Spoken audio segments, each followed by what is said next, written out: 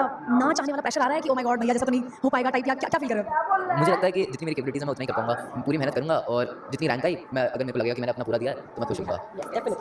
Thank you so much. कुछ और अगर किस्सा साझा करना चाहें, बिकॉज़ आई नो कि आप लोगों की जिस तरह की बॉन्डिंग है, आई विश कि सारे पेरेंट्स के अपने बच्चों के साथ हो। क्या बाकी पेरेंट्स को कुछ एडवाइस करना चाहोगे अपने बच्चे से? जैसे आपने कहा कि पढ़ाई की बात करनी भी पड़ती है, बच्चों को बताना भी पड़ता है, लेकिन किस वे में बताएँ या कैसे शुरू से उन्हें इस चीज़ की ओर बताते रहें कि ज़रूरी है पढ़ना बट इतना प्रेशर का बर्डन ना लें?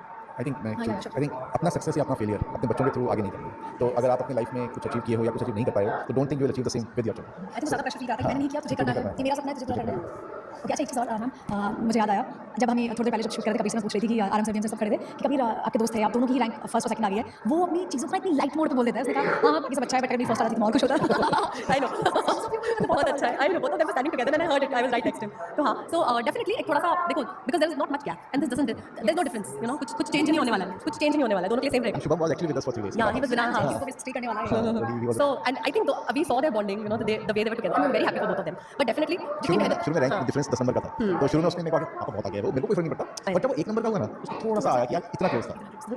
एक चीज़ और जब हमने कभी से बात की, मैंने कहा कभी सक्सेस को प्रोसेस कैसे कर रहे हो और क्या कभी फेलियर को प्रोसेस किया है, तो उसने बड़ा एक अच्छा सा आंसर दिया था कि सक्सेस तो मेरा ऐसा है कि मैं ऐसा नहीं कि भूल जाऊंगा बट मैं उसको बहुत हावी नहीं होने देता हूँ, एंड फेलियर के नाम मैंने थोड़ा सा फील किया है ओलंपियाड में, जब मेरे को समटाइम लगा कि यहाँ तक आ गया बट ऐसे नहीं हुआ, बट मैंने ये समझा कि मेरी प्रिपरेशन शायद इतनी नहीं थी, मुझे उसको स्ट्रॉन्ग करना है, मैं उसमें खो नहीं गया था। हम यही बोलते थे, take it everything, take it as an experience, है ना, and you have to move on, don't stay with it, उसके साथ बैठना नहीं है ना। जब एग्जाम भी देके आता था कभी कभी होता था कि 2-3 क्वेश्चन एक्स्ट्रा गलत हो गए, बिकॉज उस टाइम पे कभी कभी हो जाता है बच्चे से, तो हम यही बोलते थे कि this is not your final day, right, तो इससे सीखो और अगले आगे बढ़ो। तो we never wanted him to success, we used to say कि चल बंद कर खेला तूने।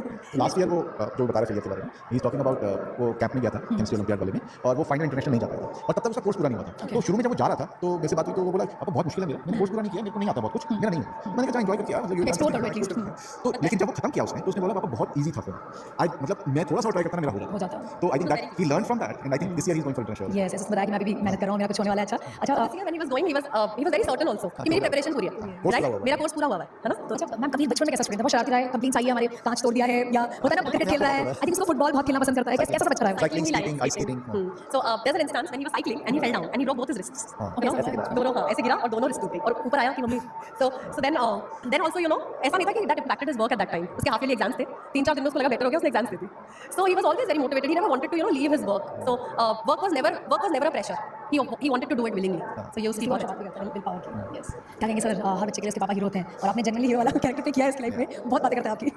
I just did what I could, मतलब I don't know if I could done more, but जितना किया मैं खुश हूँ। नहीं